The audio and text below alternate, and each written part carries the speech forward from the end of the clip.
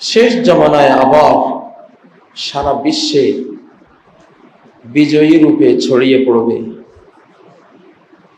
ইনশাআল্লাহ।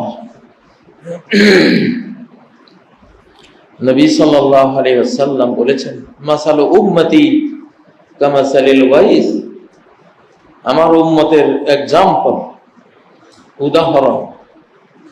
তোমরা যদি আমার উম্মতকে বুঝতে চাও এই উম্মতটা কেমন, তাহলে তিনি বলছেন যে এটি হলো মুষলধারার বৃষ্টির মতো।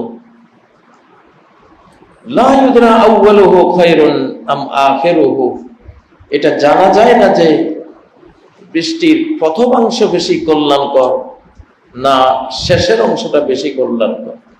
এক সমান বৃষ্টি যখন হয় পুরোটাই উপকারী, পুরোটাই একরকম মনে হয়। তো আমার উম্মতের শুরুটা আর শেষটা একরকম। শুরুটা হয়েছে আমাকে দিয়ে। শুরুর উম্মতের যারা নাগরিক ছিলেন, সদস্য ছিলেন, তারা কেমন? মুহাম্মদুর রাসূলুল্লাহ ওয়াল্লাযিনা মাআহু আশিদ্দাউ আলাল কুফার, মুহাম্মদ সাল্লাল্লাহু আলাইহি ওয়াসাল্লাম আর তার সাথীরা, তাদের গুণ কি? গুণ হলো তারা আল্লাহকে অস্বীকারীদের উপরে প্রচন্ড কঠিন, প্রচন্ড কঠিন। যার টিউমার হয়, ডাক্তার কঠিন মনের না হলে টিউমার অপারেশন করে বের করতে পারে না, কঠিন হতে হয় রুগী বাঁচাবার জন্য। এই কঠিনতাও একটা রহমত, রুগীর জন্য রহমত। দুর্বল চেতা হওয়া এখানে রুগীর জন্য অভিশাপ। তো আশিদ্দাউ আলাল কুফার, কাফেরের জন্য, বেঈমানের জন্য মুহাম্মদ সাল্লাল্লাহু আলাইহি ওয়াসাল্লামের সাথীরা অত্যন্ত কঠিন। কঠিন কি জন্য? নিজেদের আক্রোশ চরিতার্থ করার জন্য, নাকি নিজেদের ক্ষোভ ক্রোধ প্রশমিত করার জন্য? না, এটা নবীজির ভাষায় এর বয়ান এসেছে যে তোমরা আনতুম কুনতুম খায়রা উম্মাতিন লিন্নাস, মানুষের জন্য কত উত্তম জাতি তোমরা। তাকুদুনহুম বিসসালাসিলি ওয়াল আগলাল, কঠিন হয়ে যারা এই দ্বীনে আসে নাই তাদেরকে পায়ে শিকল, ঘাড়ে হাতে জিঞ্জির বেঁধে জান্নাতে নিয়ে যাও। তোমরা যে হ্যান্ডকাপ পরাও, শিকল জিঞ্জির পরাও, নির্যাতন করার জন্য না, নিজের ক্ষোভ চরিতার্থ করার জন্য না। তুমি কেন জান্নাতে যাবে না? যেতে হবে জান্নাতে। তুমি আমার ভাই, আমার মানব ভাই। শয়তান তোমাকে জাহান্নামে নিয়ে যাচ্ছে, যে সে যেমন জাহান্নামী তোমাকেও জাহান্নামী বানাবার ইগো এবং সংকল্পতা, এটা আমি হতে দেব না। লোহার শিকল দিয়ে বেঁধে হলেও জান্নাতে নিয়ে যাবে। আশিদ্দাউ আলাল কুফার, সার্জেন্ট। তোমরা যারা রোগী জান্নাতে যেতে চায় না, ও বুঝে না, ওরে ধরো, ধরে ওকে বাঁচাও, ওকে জান্নাতের দিকে নিয়ে যাও।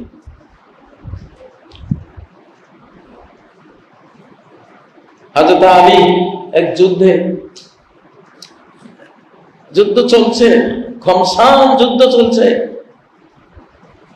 তার শত্রুকে তিনি মাটিতে ফেলে বুকের উপর চড়ে বসেছেন, তাকে আঘাত করবেন, ওই সময় সে থুতু মেরেছিল ওনার মুখে। হযরত আলী তাকে রেখে উঠে চলে গেছে, যে এতক্ষণ তোমাকে আমি মারার জন্য বসছিলাম, অপারেশন একটা করব, হয় তুমি ঈমান আনবা, নাহলে ঈমান না আনলে তোমার থেকে পৃথিবীটাকে সাফ করে দেব, তোমার দেখে যাতে অন্যরা বেঈমান না হয়। কিন্তু যখন তুমি থুতু মেরেছো, এখন মানলে এটা আমার খুব বশত হত্যা হবে, এটা তো আমি করব না। আমি তো আমার মালিকের নির্দেশে করতেছিলাম। আল্লাহু আকবার। এটাই হলো ইসলাম। ইসলাম কোন দেশ জয় করে সাধারণ ক্ষমা ঘোষণা করে সবাইকে বুকে টেনে নেয়, আর অন্যরা মুসলিম এলাকা জয় করলে পশু কাটা করে। এক চেঙ্গিস খানে 40 কোটি মানুষ, তার মধ্যে বেশিরভাগ ছিল মুসলিম।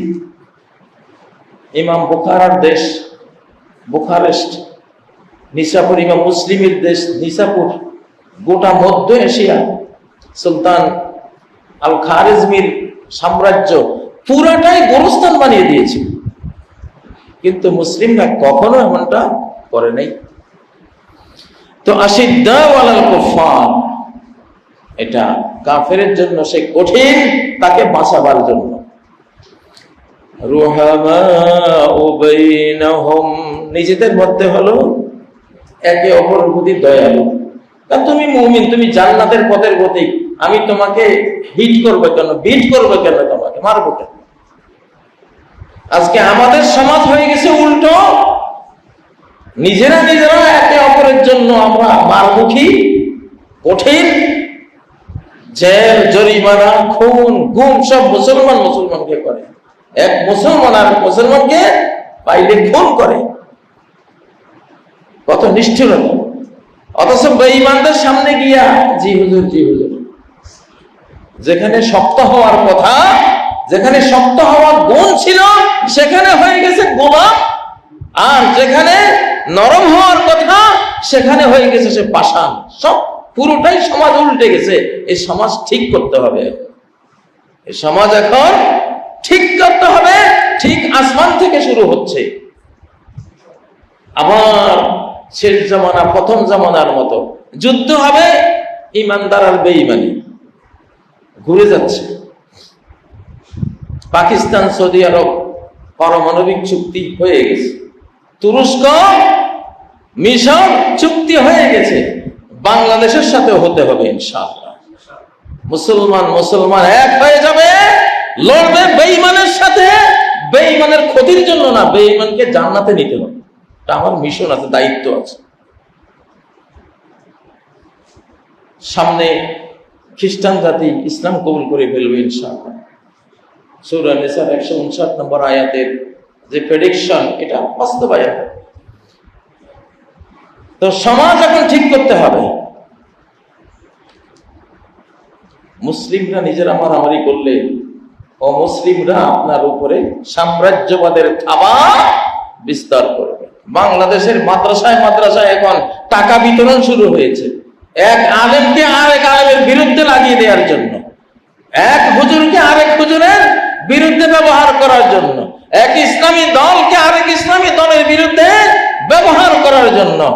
যদি বাংলাদেশের কোন আলেম, কোন ইসলামিক দল ঐক্যবদ্ধ হওয়ার কাজে ব্যাঘাত সৃষ্টি করে, তাহলে তারা এই ইসলামের শত্রু, তারা বাংলাদেশের শত্রু, তারা বাংলা ভাষী এই মানচিত্রের শত্রু। সাম কথা। রুহামাউ বাইনাহুম, পরস্পরে যারা আল্লাহকে চায়, মুহাম্মদ সাল্লাল্লাহু আলাইহি ওয়াসাল্লামকে চায়, মুহাম্মদ সাল্লাল্লাহু আলাইহি ওয়াসাল্লামের শাফাআত সুপারিশ চায়, মুহাম্মদ সাল্লাল্লাহু আলাইহি ওয়াসাল্লামের পতাকা তলে শামিল হয়ে জান্নাতে যেতে চায়, তারা উম্মাতুন ওয়াহিদা, এক জাতি। দলের চেয়ে দিন বড়, দলের চেয়ে দিন বড়। দল রক্ষা করতে গিয়ে দিন বরবাদ করবা, তোমার মতো গর্ধ পৃথিবীতে আর নাই। সবসময় দিনকে ঊর্ধ্বে রাখতে হবে। রুহামা, রহমতের আচরণ করতে হবে, মার্সিফুল আচরণ করতে হবে। যারা এই সময়ে বাংলাদেশে ইসলামী ঐক্য নষ্ট করার জন্য ইসলামের বাইরে, কোরআনের বাইরে কারোর সাথে সখ্যতা করে, তারা অমুসলিমের বন্ধু আর মুসলিমের শত্রু। তারা মূর্তি পূজার বন্ধু, আল্লাহ পূজার শত্রু। তারা শয়তানের বন্ধু, রহমানের শত্রু। সে বুঝুক আর না বুঝুক, সাফ কথা। এখন অত্যন্ত জটিল, কুটিল এবং কঠিন এবং দুর্বোধ্য এই সময়ে সকল আলেমের কথা এক, সকল আলেমের কথা এক। কি সেটা? বাংলাদেশের এই মানচিত্র 47-এ ইসলামের জন্য নেওয়া হয়েছে, কোরআনের জন্য নেওয়া হয়েছে। আমরা সেই ইসলাম চাই, সেই কোরআন চাই। এর বাইরে এখন আর কোনো কথা আমরা শুনতে চাই না। যে শুনবে সে জাহান্নামে যাবে। একটা কপিরাইট আছে, মেধাস্বত্ব, কপিরাইট, মেধাস্বত্ব। যেমন যে কোনো আবিষ্কার অর্জনের মেধাস্বত্ব তার, ব্যবহারের সার্বিক অধিকার তার, প্রথম যে সেটা নিয়েছে। এই মানচিত্রের মেধাস্বত্ব কার? 47 যোদ্ধাদের। প্রায় 10 লক্ষ মানুষ জীবন দিয়ে এই মানচিত্র যারা ইসলামের জন্য, কোরআনের জন্য নিয়েছে, তারা এই মানচিত্রের সত্ত্বাধিকার তাদের। তারা কি জন্য নিয়েছিল সেটাই কথা। তারা তখন এটা গণতন্ত্রের জন্য নেয়নি। গণতন্ত্রের বাবা হলো ইসলাম। গণতন্ত্রের চেয়ে সবচেয়ে বড় গণমানুষের ইজ্জত দেওয়ার, সম্মান দেওয়ার, অধিকার দেওয়ার তন্ত্র হলো, মন্ত্র হলো, আখলাক চরিত্র হলো ইসলাম। ইসলামের উপরে কোনো গণতন্ত্র নেই। ইসলামের জন্য এই মানচিত্র নেয়া। অতএব এটা তাদের ওনার, তারা ওনার, তাদের ওনারশিপ, তারা মেধাস্বত্বের অধিকারী। যে যেটা প্রথম আবিষ্কার করে, প্রথম অর্জন করে, এটা চিরকাল কিয়ামত পর্যন্ত তার। আমি আরো বলেছিলাম, কামিল হত্যাকাণ্ডের কপিরাইটের মালিক। হত্যাকাণ্ড কি জিনিস কেউ জানতো না, কাবিল হত্যাকাণ্ড ঘটিয়েছে। নবীজি বলেন সহিহ বুখারী হাদিস, লাম তুকতাল নাফসুন যুলমান, কোন মানুষ মজলুম হয়ে নিহত হলে ইল্লা আলা কানা ইবনে আদম আল-আউয়াল কিফলুম মিনহা, প্রথম আদম সন্তান যে কাবিল, তার আমলনামায় এর পাপ চলে যাবে। কেন চলে যাবে? কপিরাইটের সূত্রে। কপিরাইট ইসলামের স্বীকৃত, বরং এটা কোরআন থেকে আসছে, ইসলাম থেকে আসছে। সে হত্যাকাণ্ডের কপিরাইটের মালিক, মেধাস্বত্বের মালিক। এই মেধা তার ছিল। অতএব কিয়ামত পর্যন্ত যত কোটি মানুষ নিহত হবে, প্রত্যেক নিহতের পাপের মেইন অংশটা কোথায় যাবে? কাবিলের আমলে যাবে। এটা একটা কায়দায়ে কুল্লিয়া, ইউনিভার্সাল ল। মান সান্না সুন্নাতান হাসানাতান ফিল ইসলাম, মুসলিম হওয়ার পরে একটা সুন্দর কিছু যদি কেউ দিয়ে যায়, সুন্দর কিছু, সুন্দর কোন একটা নবীজির সুন্নত সমাজে ছিল না, দিয়ে গেল। কোরআন শিক্ষা ছিল না, দিয়ে গেল। মুসলিমদের কোনো মানচিত্র ছিল না, দিয়ে গেল। সুন্দর জিনিস যে দিয়ে যায়, ফালাহু আজরুহা, সে এর পুরো সওয়াব পাবে। আজরু মান আমিলা বিহা ইলা ইয়াউমিল কিয়ামত পর্যন্ত যত মানুষ এর সুবিধা ভোগ করবে, সবার সওয়াব সে পাবে। অতএব বাংলাদেশের বৈধ রাজনীতিবিদ হলো ইসলামিস্ট যারা, তাদের সাথে মূল 47 যোদ্ধাদের মিল আছে, তাদের আদর্শে মিল আছে। তারা ওই আদর্শকে দেশে দিতে চায়। তন্ত্র মন্ত্র এগুলি আল্লাহ তাআলা তুলে নিয়েছেন, এগুলি নাই, এগুলি বাংলাদেশে এখন আর নাই। এগুলির পিছে যারা আপনারা ছুটবেন, নাই হয়ে যাবেন, নাই হয়ে যাবেন। এটা সংবাদ দিচ্ছি, বক্তৃতা দিচ্ছেন, এটা সংবাদ, যেটা আল্লাহ তুলে নিয়ে গেছেন, এটা নাই। এর পিছনে যারা যাবেন আপনারা নাই হয়ে যাবেন। অতএব ইসলামের সন্তানরা সবাই ইসলামের দিকে আসেন। ইসলামই তো জায়গা আছে, ইসলামই তো জায়গা আছে। প্রথম রাজনীতি যারা করেছিলেন মুসলিম জাতির, নবীজি থেকে হিসাব করলে প্রথম রাজনীতি, প্রথম সুলতান, প্রেসিডেন্ট, রাষ্ট্রনায়ক মুহাম্মদ সাল্লাল্লাহু আলাইহি ওয়াসাল্লাম। কেমন লোকটা ছিলেন? তার আখলাক, তার চরিত্র, তার মহানুভবতা, তার সেবা, তার শিক্ষা, তার ঘরোয়া জীবন, তার বাইরের জীবন, তার অন্তর জীবন, তার কৃষ্টি কালচার, তার আধ্যাত্মিকতা, তার মানবতা, গোটা পৃথিবীর কিয়ামত পর্যন্ত সবার জন্য মডেল নয় কি? তাহলে রাজনীতিবিদ কেমন হতে হবে? যে মুহাম্মদ সাল্লাল্লাহু আলাইহি সাল্লাম যেমনটা ছিলেন তার ফলোয়ার হতে হবে। এরপরে অর্ধ পৃথিবী ব্যাপী এই মুসলিম সাম্রাজ্যের শাসকটা কেমন ছিলেন? আবু বকর সিদ্দিক, জান্নাতের সুসংবাদ প্রাপ্ত 10 জনের একজন। কেমন লোকটা ছিলেন! আল্লাহু আকবার। সারাদিন কোরআন পড়তেন আর চোখের পানি ঝরাতেন। কি চরিত্রের মানুষ ছিলেন! মাত্র 2.5 বছরে সমস্ত যত আগাছা গজিয়ে উঠেছিল নবীজির মৃত্যুর পরে সব দমন করে ইসলামিক মুসলিম উম্মার ভবিষ্যৎ নির্মাণ করে দিয়ে গেছিলেন মাত্র 2.5 বছর। রোমান সাম্রাজ্যের বিরুদ্ধে যুদ্ধে জয়ী হয়েছেন, পারস্য সাম্রাজ্যের বিরুদ্ধে যুদ্ধ করার পরিস্থিতি তৈরি করে গিয়েছিলেন, ইরাকে ইসলামের ঝান্ডা উড়িয়েছিলেন, সিরিয়া ইসলামের ঝান্ডা উড়িয়েছিলেন। 2.5 বছরে এমন কিছু করে গেছেন যেটা ইতিহাসে নজিরবিহীন। তাহলে রাজনীতিবিদ কেমন হতে হয়? জাহান্নামের দুঃসংবাদ প্রাপ্ত না জান্নাতের সুসংবাদ প্রাপ্ত? আমাদের নেতাদের হিসাব করলে কোন কাতারে যায়? আমল, আখলাক, কর্মচরিত্র দেখলে জান্নাতের সুসংবাদ প্রাপ্ত বলা বহুত কঠিন। আল্লাহ জানেন ভালো, কিন্তু বাহ্যিক আমলে, আখলাকে, চরিত্রে, রাষ্ট্র পরিচালনায় কোন আইনে রাষ্ট্র চালাইছেন? শয়তানের আইনে। কার আইন? শয়তানের আইনে। কোরআনের বাইরে সবে তো শয়তানের আইন।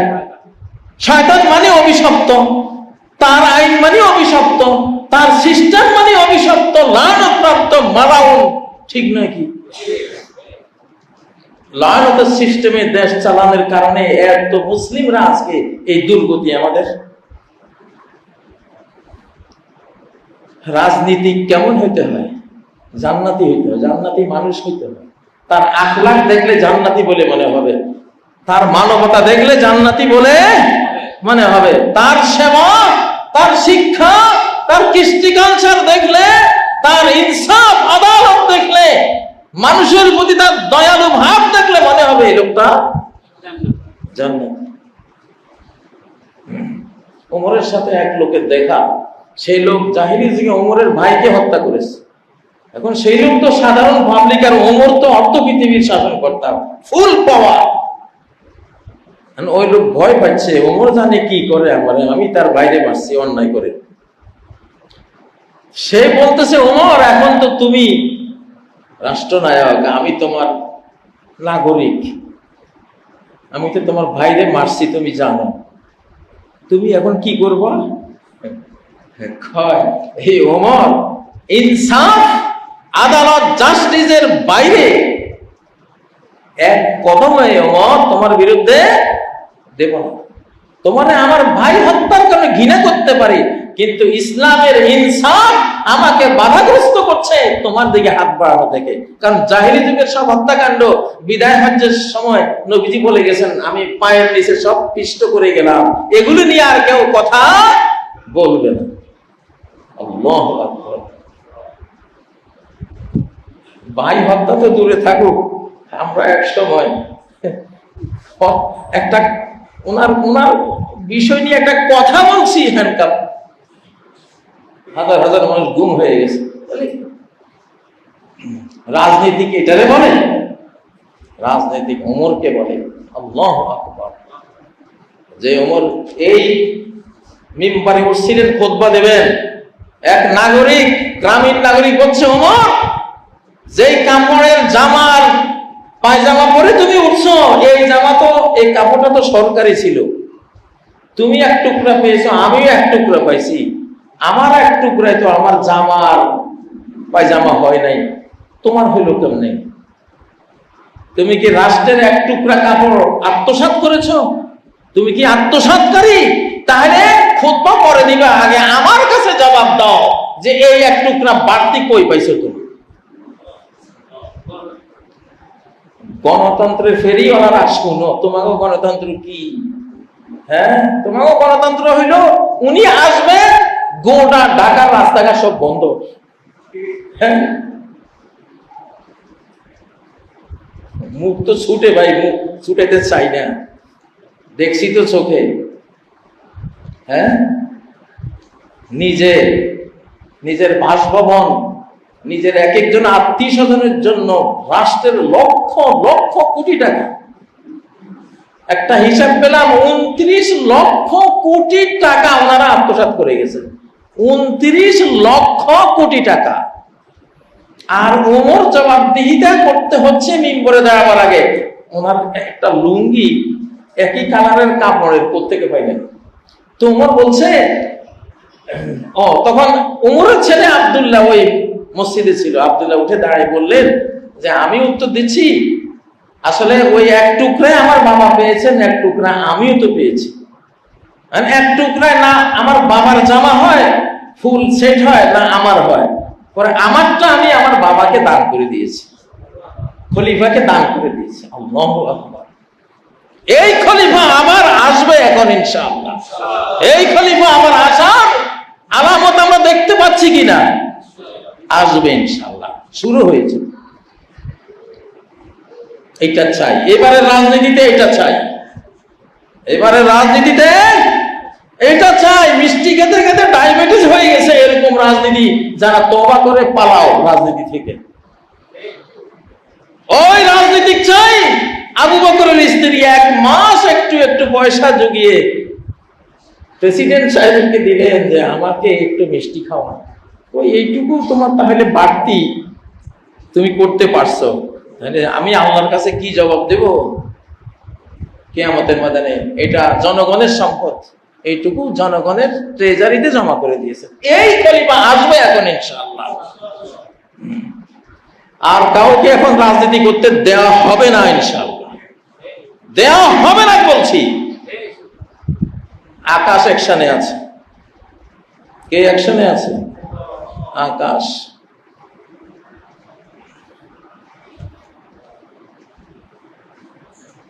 বিশ্ব অর্ধ পৃথিবীর শাসনকর্তা, সেও আশারায় মুবাশশারার একজন, জান্নাতে সুসংবাদ প্রাপ্ত। ওসমানকে আনেন, সেও জান্নাতে সুসংবাদ প্রাপ্ত।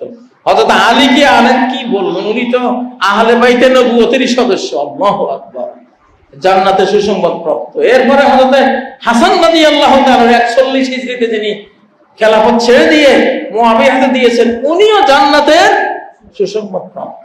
ইসলামের মডেল তো এরা না? তো নবীজি বলছেন এইভাবে 1000 বছর পর্যন্ত যারা রাজনীতি করেছে, এদের মধ্যে বহু খলিফা প্রেসিডেন্ট এমন গেছে টুপি সেলাই করে জীবিকা নির্বাহ করেছে। খলিফা হয়ে গরিবের মতো থেকেছেন। আর ইনসাফের ক্ষেত্রে নিজের ছেলে অন্যায় করলেও 2 টুকরা করে দিয়েছেন। আর আমরা আইন করেছি আমার পরিবারের কারো বিরুদ্ধে কোনো টু শব্দ করা যাবে না, করলে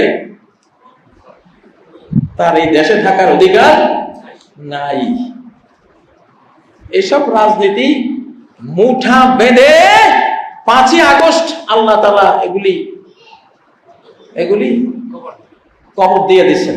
এগুলি নাই, আর এগুলি দিয়ে কেউ বিজয়ী হতে পারবে না ইনশাআল্লাহ।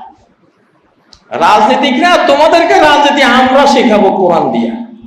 রাজনীতি আমাদের থেকে শেখো, খোলাফায়ে রাশেদিন থেকে শেখো, নবীজি থেকে শেখো। ইসলামের 1000 বছর, ওই যে সুলতান সুলেমান কেমন লোক ছিল, সর্বশেষ ওসমানী সুলতান আব্দুল হামিদ, যে আব্দুল হামিদকে ব্রিটিশরা বলছিল তোমাকে 150 মিলিয়ন ব্রিটিশ স্বর্ণমুদ্রা, তবে স্বর্ণমুদ্রা চেয়েও দামি এগুলি, এইটা দেব, 1 চিলটা জমি ইহুদিদেরকে বরাদ্দ করো ফিলিস্তিনে। উনি বলছেন এই জমির মালিক আমি না, এই জমির মালিক সারা মুসলিম জাহানের জনগণ। আমার পূর্বপুরুষরা, রাজা বাদশারা, ইসলামী প্রেসিডেন্টরা কেউই জনগণের মানচিত্রে, এই ইসলামের মানচিত্রে ছুরি মারে নাই, আমার পক্ষে সম্ভব না। ওরা বললো তাহলে তোমাকে ক্ষমতা থেকে উৎখাত করবো, তো করো। তাই করেছে, কিন্তু এক চিলটা জমি নিতে পারে নাই। এগুলিরে বলে মুসলিম জাতির রাজনীতিবিদ। এই বাংলাদেশেও ছিল এক সময়, আলহামদুলিল্লাহ, এই বাংলাদেশেও ছিল। সুলতানদের আমলে এরকম নীতিবান লোকেরা ছিল। শাহজালাল তো রাষ্ট্রনায়ক ছিলেন। এই বাংলাদেশে যদি এইবারে 2024 পরবর্তীতে কেউ সফল হতে চান, শাহজালালকে মডেল হিসেবে নেন, সেই চরিত্রের মানুষ নেন। এটা ওলিয়া উলিয়ার যুগ, আলিম ওলামার যুগ। আলিম ওলামার যুগ শুরু হয়েছে ইনশাআল্লাহ। জান্নাতীরা দেশ চালাবে, যে প্রথম যেমন চালিয়েছে। তো নবীজি বলছেন যে আমার উম্মতের এক্সাম্পল হলো মুষলধারার বৃষ্টির মতো। জানা যায় না যে প্রথমটা বেশি ভালো না শেষটা। এই উম্মত এরকম যে সাহাবীদের যুগের ইসলাম বেশি পাওয়ারফুল, সৌন্দর্যময় ছিল না শেষ জামানার ইসলাম, বিশ্ব ইসলাম বেশি, তার সাম্রাজ্য, তার স্টাইল, তার ক্যাপাসিটি বেশি সুন্দর হবে। আমি তারতম্য করতে পারছি না, নবীজি নিজে বলছেন। আও কাহাদিকাতিন উতইমা মিনহা ফাওজুন আমান ওয়া উতইমা ফাওজ মিনহা ফাওজুন আমান। অথবা মনে করো একটা বাগানে প্রথম এক দলকে মেহমানদারি করা হয়েছে, সবার শেষে আরেক দলকে মেহমানদারি করা হয়েছে। জানা যায় না কোন দলের মেহমানদারি শ্রেষ্ঠ ছিল। এতটা উন্নত, এতটা নয়নাভিরাম, এতটা সৌন্দর্যমণ্ডিত, মনে হয় যেন সমান সমান। তাহলে এই যুগটা সাহাবীদের সমান হয়ে যাবে ইনশাআল্লাহ। কিন্তু নবীজি অন্য একটা কথা বলেছেন, ওয়ালা আল্লাহ আখিরাহা ফাওজান আন ইয়াকুনা আহসানাহা হুসনান ওয়া আরাদাহা আরদান ওয়া আমাকাহা উমকা। আমার কাছে মনে হয় যেন আমার উম্মতের শেষ জামানার বিশ্ব শাসনের সিস্টেমটা, সেই যুগের মুসলমানদের শাসন আহসানাহা হুসনান বেশি সৌন্দর্যমণ্ডিত হবে, ও আরাদাহা আরদান বেশি বিস্তীর্ণ হবে, গোটা বিশ্বকে গ্রাস করবে, ও আমাকাহা উমকান অনেক গভীর, ডেপথ অনেক বেশি হবে আমার যুগের চেয়ে। আল্লাহু আকবার। কারণ এই যুগে যে আধুনিক উন্নয়ন ঘটেছে, প্রযুক্তি এসেছে, রোড ঘাট হয়েছে, বিমান, জলে স্থলে অন্তরিক্ষে যেই জোয়ার হয়েছে প্রযুক্তির, এই প্রযুক্তি এখন ইসলামের প্রযুক্তি ইনশাআল্লাহ। যত ফ্লাইওভার তৈরি হয়েছে, যত ওই যে পানির নিচ দিয়া, নদীর নিচ দিয়া টানেল তৈরি হয়েছে, বিশাল বিশাল রোড তৈরি হয়েছে, সেটা এখন ওয়াজ নসিহতের জন্য আমরা ব্যবহার করতেছি। চীনেরা যে বিশাল 52 রাষ্ট্রব্যাপী রোড এবং কিনা ওদের ওদের ওদের ব্যবসা বাণিজ্যের যে 52 রাষ্ট্রকে কেন্দ্র করে তারা যেই এশিয়া মহাদেশকে একসাথ করছে, গাড়িতে এক দেশে উঠলে 52 দেশে চলে যাবেন। এটা ইমাম মাহাদি রোড ইনশাআল্লাহ। এটা আসলে চীনাদের দ্বারা আল্লাহ তাআলা ইমাম মাহাদির রাস্তা বানায় নিয়েছে। কারণ শেষ জামানায় হাদিসগুলিতে আমেরিকার কোনো উল্লেখ নাই, ইউরোপের কোনো উল্লেখ নাই, রাশিয়ার কোনো উল্লেখ নাই। উল্লেখ আছে সেই মিশর থেকে তুরস্ক থেকে ইয়ামান, ইয়ামান থেকে সিরিয়া, এই অঞ্চলটাই হলো সমস্ত ঘটনা প্রবাহের কেন্দ্রবিন্দু শেষ জন্য। তাহলে ওই মহাদেশগুলি কই? শেষ জামানা ইমাম মাহাদির যুগে আর কোন মহাদেশ, আমেরিকা, ইউরোপ, অস্ট্রেলিয়া, রাশিয়া, চীন, এগুলি কই? এগুলির কোনো উল্লেখ পাই না। এখন উল্লেখ না পাওয়ার কারণটা কি সেটা বলতে চাই না, সেটা বলার দরকার না, কিন্তু উল্লেখ নাই।